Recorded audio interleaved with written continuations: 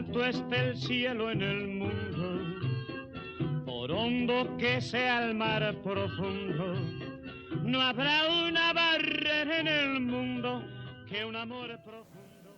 Irás, pero volverás. Aproximaciones a la obra poética de José Emilio Pacheco. Un ensayo de Sergio J. Monreal. Amor es un algo sin nombre que obsesiona a un hombre por una mujer. Y si alguien vive, yo estaré despierto. José Emilio Pacheco. Por más que se oponga el destino, serás para mí. Primera parte. Idas y vueltas. Capítulo 1. Privilegios de Sísifo. Mi único tema es lo que ya no está. Solo parezco hablar de lo perdido. Mi punzante estribillo es nunca más. Y sin embargo, amo este cambio perpetuo. Parece como si José Emilio Pacheco no se cansara nunca de reiterar que iremos y no volveremos, que estamos viviéndolo todo por última vez. Sin embargo, él cultivó hasta el final de su vida el hábito de volver. Cada reedición de un libro suyo llevaba de por medio un trabajo de revisión y corrección que siempre reivindicó plenamente lícito, deseable, necesario. ¿No se trata de una curiosa paradoja? Un guiño de complicidad hacia el lector, una sutil invitación a no tomarse ninguna cosa demasiado al pie de la letra, una sostenida capacidad para escabullirse lo mismo de las petrificaciones de ida que de las petrificaciones de vuelta. Un poeta que casi desde el primer verso de su obra se empecina en delinear con acentos de verdad incontrovertible lo fugaz del instante, lo irrecuperable de la experiencia, la irreparable pérdida de lo vivido, pero que se habitúa, no obstante, a contravenir dicha disposición, sin aspavientos y en tono de tímida disculpa, desde el espacio que le es más propio e íntimo, el de su propia escritura, y que vuelve a trabajar tanto sus materiales de juventud como sus materiales de madurez, concediéndose toda suerte de enmiendas, ajustes, modificaciones, tachaduras y añadidos, siempre provisionales, siempre bajo aceptación de no ser los definitivos, sino apenas una estación más dentro de una serie de retornos potencialmente infinitos. Reescribir es negarse a capitular ante la avasalladora imperfección. Aseveraba hacia el año 2000 el pórtico de su poesía reunida, en una breve nota preliminar que la edición de 2009 terminaría omitiendo. Desde semejante perspectiva, la fórmula de la imposibilidad radical en que escribir se justifica tendría que redactarse menos como un devastado irás y no volverás, que como un azorado y medio sonriente irás y no llegarás. Es seguir con la aceptación plena de que no habrá meta conquistada, puerto definitivo, satisfactorio fin de travesía, lejos de encararse con talante de trágico acatamiento o resignación amarga, se eleva a razón de ser misma de la empresa. Solo existe la lucha por recobrar lo perdido y encontrado y perdido una vez y otra vez, y ahora en condiciones que parecen adversas. Pero quizá no hay ganancia ni pérdida. Para nosotros solo existe el intento. Estos versos pertenecen a 4 cuartetos de T.S. Eliot. Fueron traducidos por el propio Pacheco y convertidos en epígrafe general de Tarde o Temprano, título bajo el cual fue reuniendo a partir de 1980 el conjunto de sus libros de poemas ya publicados. Se trata de unos versos que sin duda trazan una lúcida y completa delimitación de coordenadas, no sólo para su producción lírica, sino para el conjunto de su obra. Frente a la pérdida como norma aparente de lo real, La tarea del escritor consistiría en procurar contravenirla, afanarse por recuperar lo que sabe perdido, sin ufanarse demasiado por el valor de su misión, pero sin permitir tampoco que los parciales éxitos y fracasos de sus tentativas devalúen o demeriten la tarea que ha elegido, que lo ha elegido, en que se ha elegido. Cierto, a final de cuentas, todo quedará en eso. Aproximaciones parciales, tentativas inacabadas, pero necesarias. Lo nuestro es el intento. Nada se edifica sobre la piedra, todo sobre la arena, pero nuestro deber es edificar como si fuera piedra la arena. Postula Jorge Luis Borges con una convicción que, entre las muchas convicciones e influencias borgianas presentes en su obra, Pacheco suscribirá a lo largo de los años, línea a línea y libro a libro. La seriedad y la dignidad de la encomienda no le hacen perder jamás de vista la evidencia palmaria de que nada regresa, de que todo se pierde.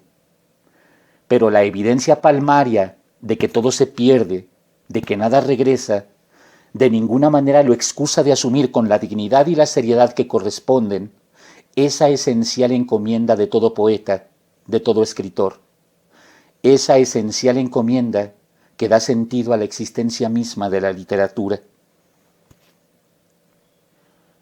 No dejamos que el vaho se evapore sin algo de nosotros. Sin embargo, el hábito de José Emilio de volver una y otra vez a los textos ya publicados para realizar correcciones adquiere alcances y pertinencias más amplios. De entrada inhabilita una de las estrategias predilectas de cierta crítica literaria, acostumbrada a mirar las obras como refractarias a sí misma y capacitada apenas para encontrar en cada nuevo libro cuanto remita a los parámetros de cualificación, cuantificación, calificación y clasificación que ella ha previamente establecido. La idea de evolución, así como el afán de explicar la escritura a través de la biografía del escritor con una lineal lógica de causa-efecto, constituyen dos de sus predilectos recursos. Conjeturar desde doctas petrificaciones lo que el escritor habrá querido decir para desembarazarse de la incómoda responsabilidad de dialogar con lo que la obra dice. Y no que resulte ilícito rastrear las peculiares, individualísimas instancias de maduración de cada travesía creadora como medular vía para desentrañarla, ni que resulte minimizable o falta de pertinencia la relación entre lo que se escribió y lo que se vivió. Todo lo contrario. Lo que sucede es que, a poco que nos descuidemos, esas fecundas vías de diálogo pasan a erigirse tasadoras y jueces. Ya no camino o herramienta a través de los cuales podemos asomarnos a lo que el poeta mira y dice, sino marcos prefigurados a los que tanto la obra como la experiencia de vida y de lectura quedan circunscritas. Frente al corpus de José Emilio Pacheco, ¿acaso no resulta imposible emprender un convencional esfuerzo de rastreo y clasificación? Un exhaustivo seguimiento editorial que se afane en datar y referir paso a paso no solo las específicas mutaciones de cada texto, sino que además vaya remitiéndolas una a una, con perspectiva de totalidad, al conjunto de la obra, hasta aproximarse a ese término tan mitificado como a fin de cuentas improbable y quién sabe hasta qué punto deseable, la lectura definitiva. El problema es que, tratándose de Pacheco, la definitividad como imposible, la condena a la provisionalidad, no representa un mero motivo de devaneo retórico, ni un mero pretexto para versificar sentencias ingeniosas, sino la condición fundamental misma de lo escrito y de quien lo escribe, así como una realidad compartida que se ilumina y ofrece para el lector en cómplice demanda. Cualquiera puede en un momento dado disculpar y minimizar su empecinamiento por revisiones y enmiendas como una suerte de entretenimiento estéril, considerar que el texto queda fijado de una vez y para siempre según su primera versión publicada, de modo que las sucesivas correcciones efectuadas por el autor no sólo no alterarán la identidad originalmente establecida, sino que tampoco agregarán ningún aporte complementario de relevancia.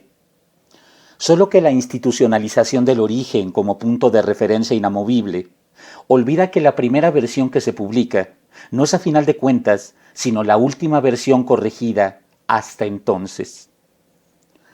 Los textos no se terminan, se abandonan.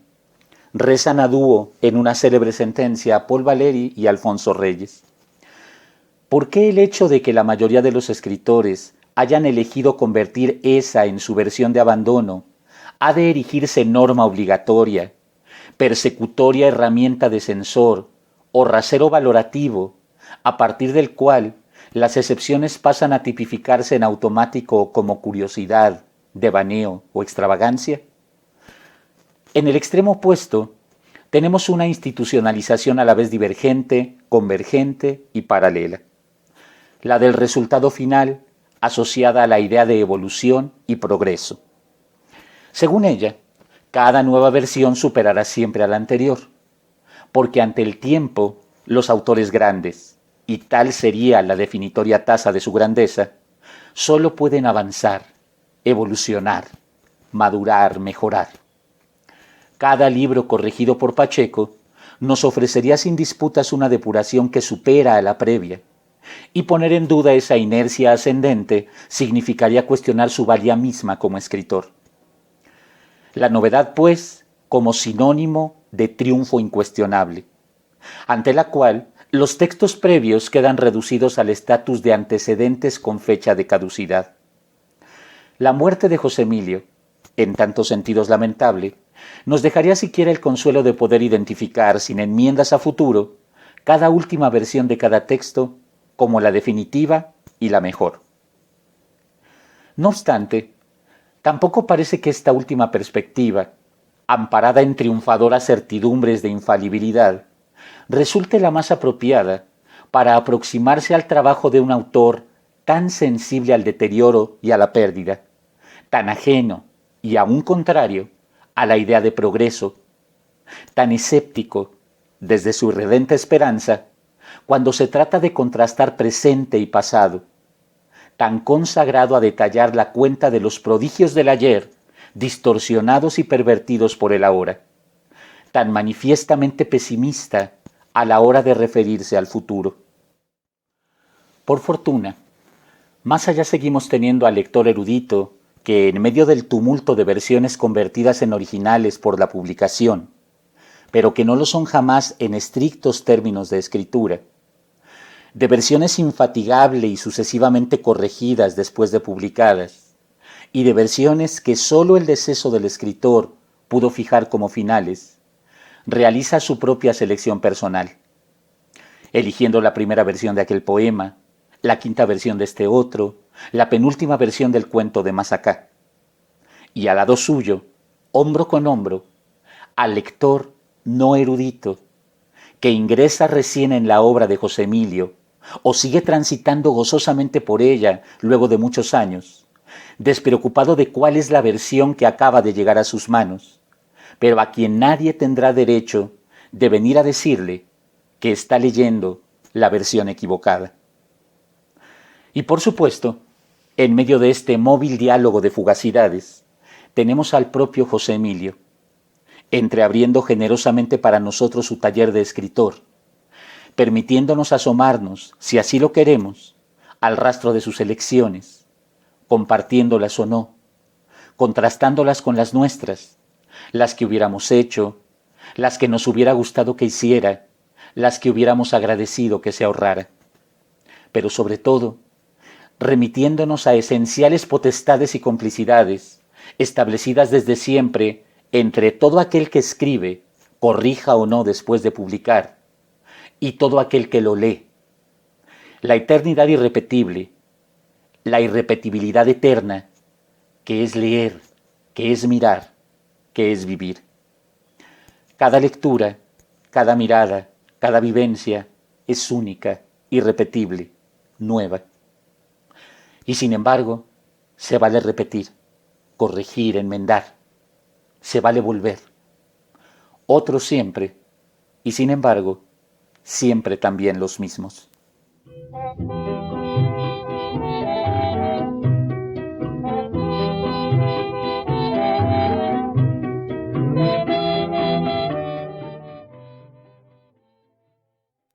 Capítulo 2. Taller de Eternidades. ¿Qué tanto o qué tan poco cambian los textos corregidos por José Emilio Pacheco de una versión a otra? Se trata, claro, de una pregunta que en principio debe responderse en términos particulares, siguiendo pieza por pieza las específicas modificaciones operadas con el transcurso del tiempo. Entre extensos poemas que, sometidos a sucesivos raseros críticos por parte del autor, vieron sobrevivir apenas un par de versos o fueron definitivamente suprimidos, hasta aquellos que Pacheco mantuvo intactos, sin considerar necesaria enmienda alguna cada vez que fueron reeditados, la variedad de matices puede antojarse infinita. Pero en esa línea de elaboración siempre sin cerrar, convertida no solo en rasgo de escritura para el autor, sino en inflexión compartida de manera cómplice con cada nuevo lector, hasta las piezas intactas se integran sin remedio al juego. Saberlas intocadas en un marco de generalizadas correcciones obliga a los enterados a volver a ellas una y otra vez para leerlas, como al resto del corpus, siempre de manera distinta. Al interior de la obra de Pacheco acaban por no existir textos de ayer. Todos pertenecen a la hora, al hoy, al insondable aquí, al instante fugitivo perpetuamente actualizado. De ahí que la noción de periodo, en tanto etapas sucesivas, priorizables de acuerdo a la depuración de dominios técnicos y temáticos, resulte inadecuada a todas luces. Se trata antes bien de estancias que reclaman, porque así han sido construidas, idéntica intemporalidad, idéntico derecho de presente, idéntica pertinencia de actualidad. ¿Es otro texto el corregido o es el mismo?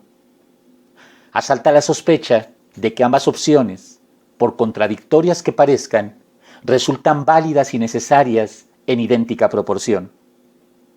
A veces, cotejando sucesivas versiones de un poema, parece que todo en él se mantuviera idéntico, inmune. Otras, y puede tratarse del mismo poema, la impresión es justamente la contraria. La separación de una línea en dos hemistiquios independientes, el añadido de una frase o el ajuste de un adjetivo, obran con el poder de un cuerpo celeste al chocar con otros y provocar irreparables alteraciones, no solo en el conjunto, sino en cada uno de los componentes que lo integran. Afuera cae la nieve que pretende adueñarse del mundo, comenzando por este pobre mar muerto de frío. Así dice en el año 1985, como parte de la tercera edición del libro Irás y no volverás, un poema titulado Spanish Banks, Vancouver. En 2009, casi 25 años más tarde, la cuarta edición de la compilación Tarde o Temprano lo ha convertido en Nieve en la arena. Sin pausa cae la nieve que pretende adueñarse del mundo, comenzando por este inmóvil mar muerto de frío. Ahorremos argumentaciones y debates a propósito de cuál de ambas versiones podrá ser y por qué superior a la otra. Limitémonos a detectar lo que ha cambiado de modo más ostensible para procurar penetrar desde ahí en la manera en que el poema y la figura que erige se han alterado, aclarado o transparentado. De Spanish Banks, Vancouver a Nieve en la arena, el título transita desde una puntual datación geográfica hasta una apertura que vuelve lícito situar los versos en cualquier rincón del mundo donde nieve y arena se conjunten. La indefinición geográfica acentúa también, en cierto sentido, la atmósfera de intemporalidad.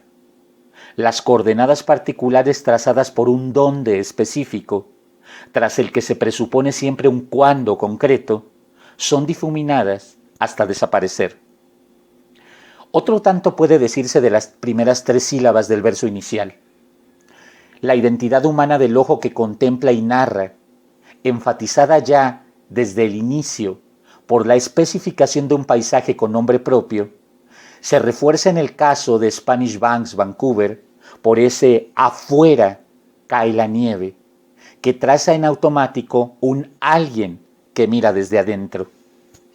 Sustituido por sin pausa cae la nieve, se extingue cualquier alusión al que contempla, ofreciendo la impresión de que es la propia naturaleza a solas quien condesciende a entreabrirnos un fragmento de su sagrada relojería. En el tercer verso, el canje de adjetivos, al colocar inmóvil donde ponía pobre, termina de cumplimentar la transmutación de la humana identidad que mira desde mí en inhumana desidentidad que se mira desde nadie. Pobre mar lleva implícita y bien a la vista la huella de un juicio subjetivo y terrenal que en mar inmóvil desaparece por completo para limitarse a rendir testimonio. Y no obstante, aun cuando coquetee con el espejismo o consiga elevarse hasta el prodigio de enunciarse desde ningún lugar y ninguna boca, la poesía se articula siempre desde un ojo y una voz individuales. Y Pacheco lo sabe y lo consigna. En el verso final, ese muerto de frío, con que es designado el mar, resguarda dicho entendimiento a manera de guiño. La primera versión aquí comentada, coherente con el sentido de asumirse contemplación y relato de una experiencia específica desde una perspectiva particular, exalta el guiño al volverlo verso independiente. Por este pobre mar, muerto de frío. La segunda, coherente a su vez con atenuar al mínimo cuanto haya en el poema de explícitamente particular y específico, incorpora al mar inmóvil dentro del mismo verso. Por este inmóvil mar, muerto de frío. Donde bien puede ser que el énfasis quede atenuado por el contraste con aquello que se adjetiva, o bien puede ser que ambos factores de la ecuación se iluminen en idéntica proporción. En todo caso, a través de diverso acento, ambas versiones postulan y reelaboran los términos de formulación de un mismo diálogo. Un diálogo que es el poema y desde allí se proyecta más allá del poema. ¿Qué ha cambiado? ¿Qué no ha cambiado? Convengamos como mínimo principio de meditación y lectura que la noción básica del género poético consiste en madurar el poema como figura, como totalidad articulada, partiendo de la fulguración augural de una imagen a la que ha de sostenerse fiel hasta la última letra. ¿Y qué imagen es la mínima unidad verbal capaz de estimular la sensibilidad creadora a través de su significación, su sonoridad y, dado el caso, su sugerencia visual? Ningún trabajo de depuración puede, en dichos términos, circunscribirse con exclusividad a obsesos pruritos de perfección formal. El poeta corrige tratando de transparentar con la mayor nitidez que le sea posible lo que ve. Y lo que ve no constituye una instancia previa al acto de la escritura. La imagen poética no es jamás una realidad terminada en algún plano intelectual o imaginativo independiente del texto, que el poeta se limitaría a expresar en un papel o en altavoz, sino el fulgor de una intuición que sólo materializada en la palabra se erige real, se vuelve imagen propiamente dicha. Corregir un verso deviene obligatoriamente reconfigurar el poema completo como trama unitaria, como universo articulado por delicados y sutiles mecanismos. Algún consuelo podrá deparar a los devotos de las jerarquías remitirse a las más tempranas versiones de los más tempranos materiales publicados por Pacheco. Ahí, en los primeros versos extirpados de un polvoriento periódico, en las líneas de un cuento aparecido en una revista y donde aún alcanzan a distinguirse convencionales deficiencias de hechura, tímidos balbuceos de lo que al cabo maduraría oficio cabal, es posible hallar amparo en mayores o menores dominios técnicos y temáticos alcanzados, para deslindar la mayor o menor valía de un texto. Pero ¿qué pasa cuando nos topamos con la primera versión publicada de un libro cuyo autor se muestra ya plenamente consolidado y maduro, en la fugaz y siempre inestable medida que consolidación y madurez no son dables?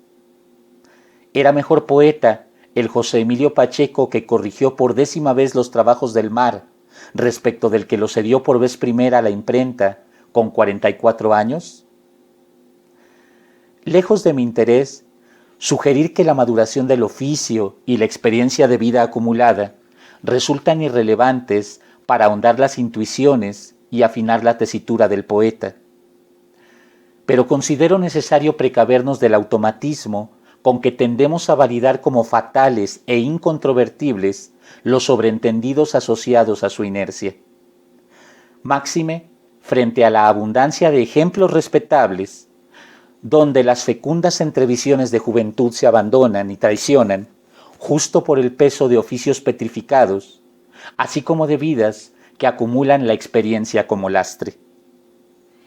Nos aterra el silencio poético de Rimbaud tras el fulgurante relámpago de su prodigiosa e inmortal infancia.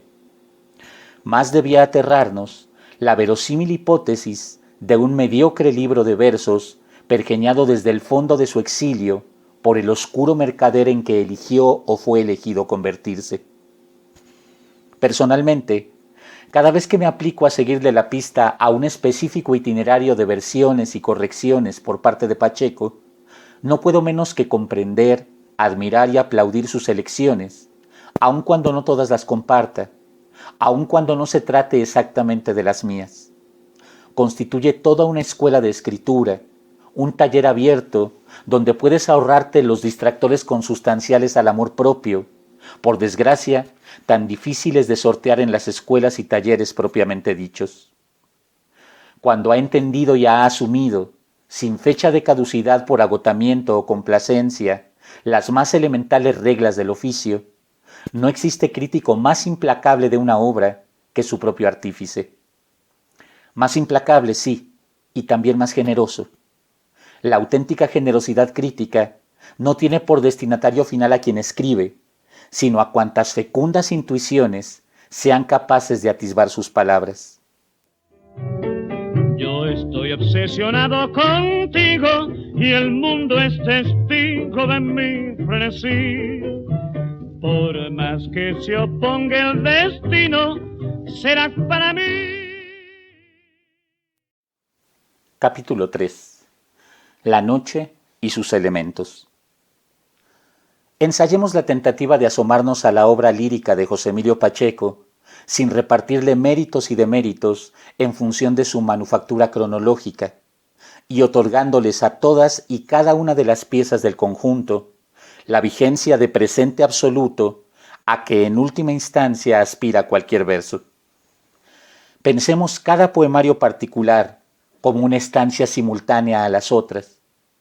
Después de todo, cada uno ha sido puntualmente revisitado por su albañil arquitecto, quien se ha encargado de replantear un muro aquí, un antepecho allá, una ventana desnuda de este lado, otra con dobles postigos de aquel otro.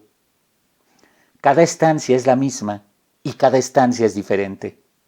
El cuarto, cuya primera piedra fue colocada en 1960, ostenta las enmiendas realizadas por José Emilio a poco de morir, pero el último poema que haya escrito llevará también la impronta del perfume y las obsesiones que lo alentaban desde el inicio de su travesía creadora. Algún sentido tendrá, tampoco lo neguemos, datar con meticulosidad cada piedra y revoque, inventariar con alborozado esmero cada mínima prenda incorporada al inacabable ciclo de las transmutaciones. Pero también lo tiene desentendernos hasta cierto punto respecto a cuál acumulado pretérito pertenece en específico cada huella. Aunque es verdad que hay pasados, que existen intransferibles cualidades entre el rastro de ayer y el rastro de antier, no lo es menos, y eso nos lo enseñó el propio poeta, que tal amontonamiento de sucesivas pérdidas se agrupa, unifica y confunde en una sola sustancia, que el pretérito y la memoria no se cuidan en demasía de distingos ni de capas. Ya nos quedan a la misma distancia el niño de 11 años que descubrió el prodigio de las tablas durante una representación de El mártir del Calvario de Enrique Rambal. Esta insignificante memoria imborrable. El muchacho que en la última fila del cine se desentendía de las cuitas de James Dean para penetrar en los territorios del deseo, el miedo y el pecado. Aquel mundo ya solo existe en la memoria que inventa. Ya son el mismo, siempre lo fueron, el poeta veterano que ante la muchacha del 2001 confiesa no haber llegado aún al siglo XIX, en mi penoso ascenso por el correr de los años. Y aquel niño todavía sin letras que en Veracruz escucha leer a su abuelo en el periódico la noticia del bombardeo a Hiroshima, mientras contempla con ojos a la vez temerosos y fascinados una bandada de pájaros negros. Lumbre ya sin rescoldo de aquellas frondas. Los elementos de la noche, pórtico de esta vasta residencia poética, cuya primera edición fue publicada en 1963, posee un aire de distancia y solemne impersonalidad que no resultará inusual o extraño en el resto de la travesía. Ese despliegue de las potencias naturales como previo o posterior, eternamente por encima o por debajo a la existencia y la mirada humanas. Ese asomarse a la historia con una voz que suena a la de todos, a la de nadie, debido a que juega a sonar como la voz de ninguno en específico. Esas visitas, aquí más bien marginales, a la propia biografía, a la experiencia personal, y que al ensayarse lo hacen siempre como hablando en tercera persona, como si fuera el paisaje natural e histórico quien narrara al poeta. Se trata de inflexiones, tesituras y potencias presentes en cada poemario de Pacheco. Siempre acabarán brotando en un momento dado espejismos de desnuda autocontemplación, protagonizados por el mar, la llamarada o la nieve. Siempre, sobre todo al hablar de la histórica tragedia llamada México, se resguardará un margen para que el horizonte de volcanes, fantasmas y ruinas reseñe, con acento intemporal, instantes cuyo plazo puede ser lo mismo de segundos o de siglos.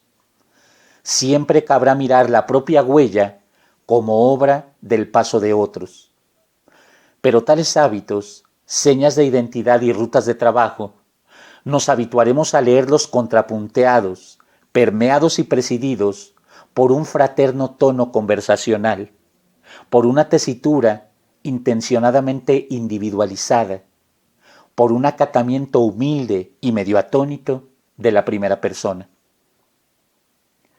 Existe consenso en distinguir No me preguntes cómo pasa el tiempo, de 1969, como punto de inflexión, a partir del cual la identidad lírica de Pacheco queda plenamente establecida.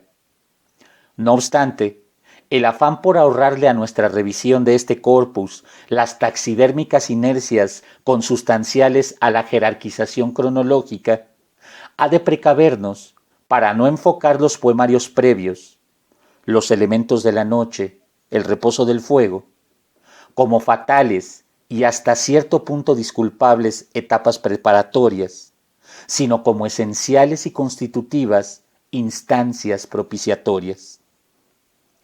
El poeta del tiempo nos abre su casa haciéndonos pasar antes que nada a la habitación de lo eterno. Todo se confabula para colocar en el centro la grandeza inhumana de las potencias naturales, frente a las cuales quien escribe no puede más que formular su maravilla y su horror, y proyectar la mirada sobre sí mismo y los suyos en tono de sacra reverencia. Es medianoche a la mitad del siglo. Todo es el huracán y el viento en fuga. Todo nos interroga y recrimina. Los elementos de la noche estuvo signado desde su aparición por el manifiesto influjo de Octavio Paz, y las sucesivas correcciones no se cuidaron de atenuarlo, sino, me atrevería a decir, incluso fueron transparentándolo con cada vez mayor énfasis. Dicho influjo resulta menos pertinente y fecundo si se enfoca con exclusivos criterios de depuración técnica y maduración estilística, que si se le aborda de acuerdo a las implicaciones que el término influencia posee en los terrenos de la astrología.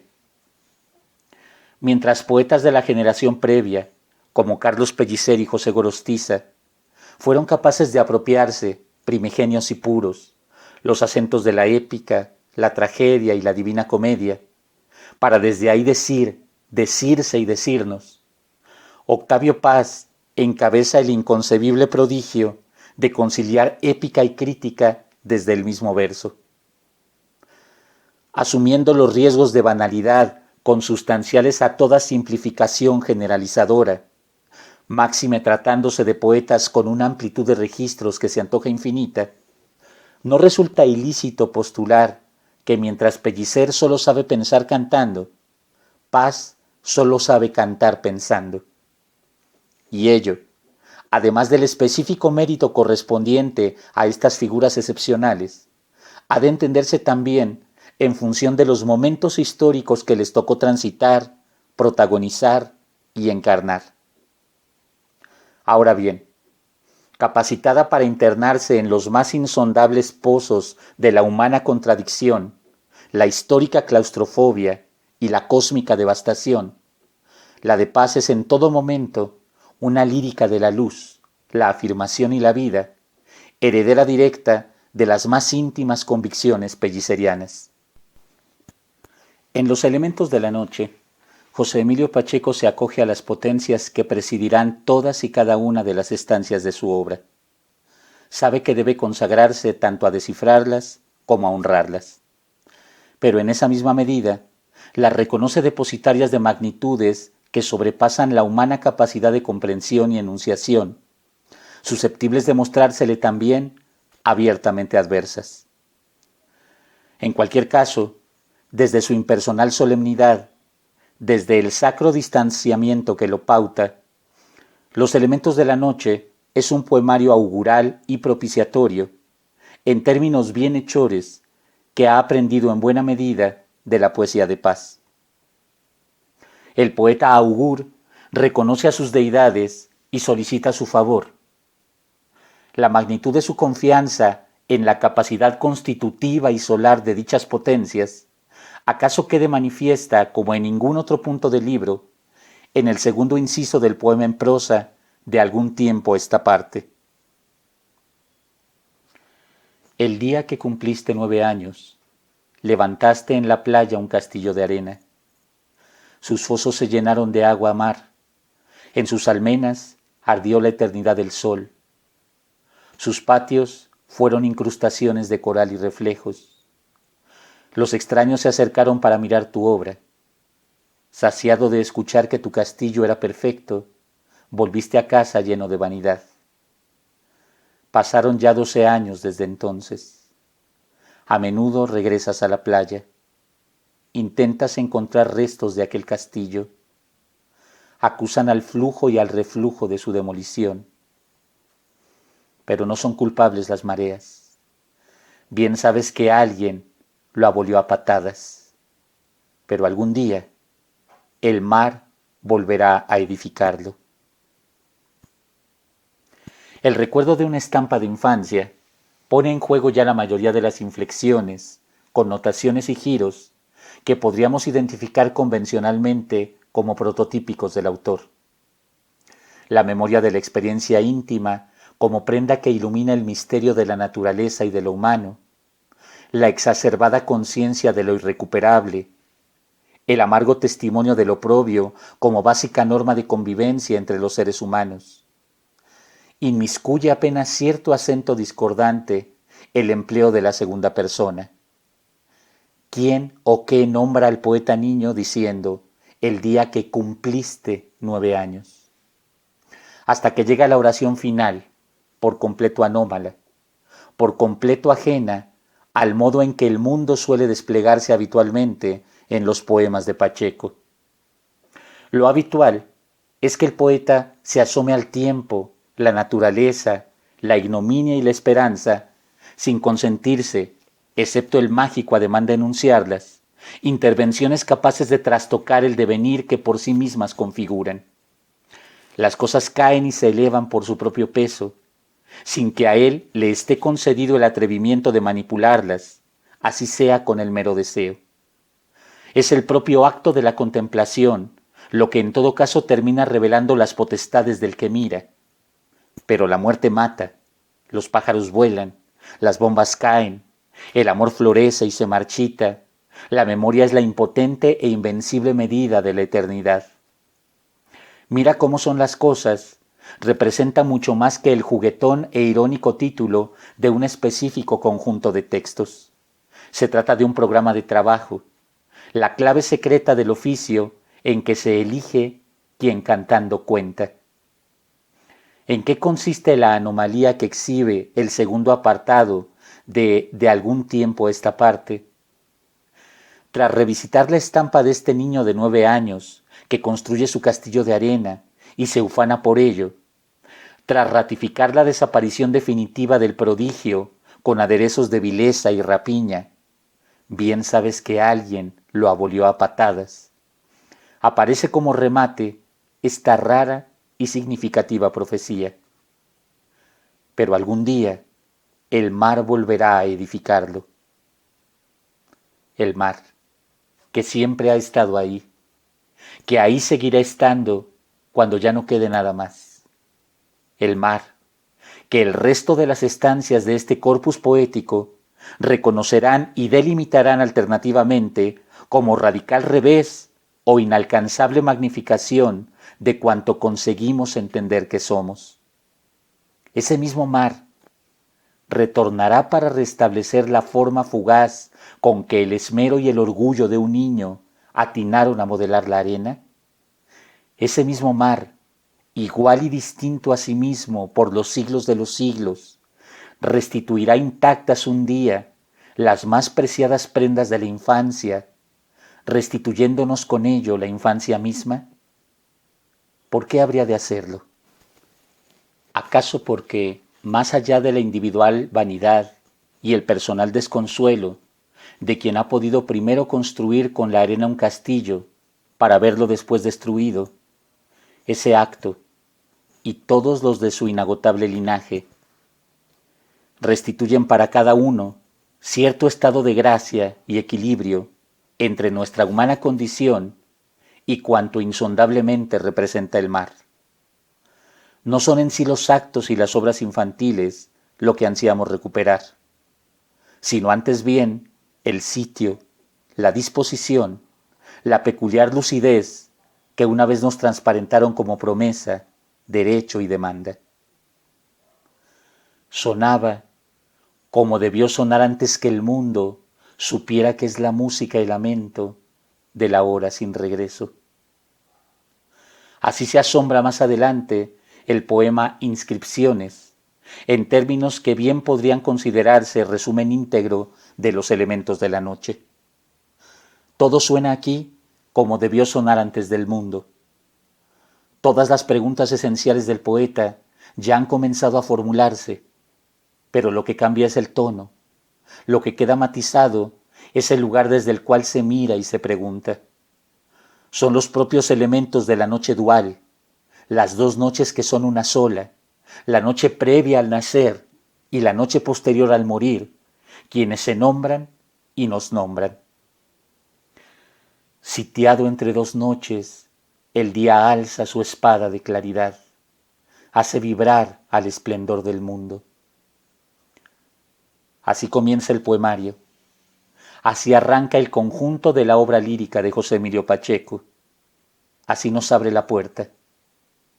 Ya cerca del final de esta primera estancia, el penúltimo poema articula con toda nitidez la invocación chamánica del poeta, solicitando venia para representar, encarnar y ser las sagradas fuerzas de lo que no tiene nombre. Y tú, sal de la noche, sal eterna, dame la luz sagrada de tu cuerpo. El poeta nos aproxima hacia sí, nos prepara para cuanto dirá y el modo en que lo dirá, pero coloca en primer término cuanto no hemos de olvidar. Las insondables magnitudes que nos toca, en la modesta medida de nuestro entendimiento, escrutar y honrar. Las corrosivas magnitudes que nos toca, en la modesta medida de nuestras fuerzas, padecer y afrontar. Uno de los mayores riesgos y de los vicios más habituales al aproximarse a la poesía de Pacheco consiste en reducirla a términos tan domésticos que la vuelven inofensiva, turística, próxima a la banalidad decorativa, como si magnitudes más amplias quedaran de entrada abolidas en ella. La misma distorsión y el mismo adelgazamiento que se regocija en la sencilla legibilidad de Jaime Sabines o Rosario Castellanos y procura domesticar a Julio Cortázar hasta niveles de confortable y jocoso glosador para discografías jazzísticas.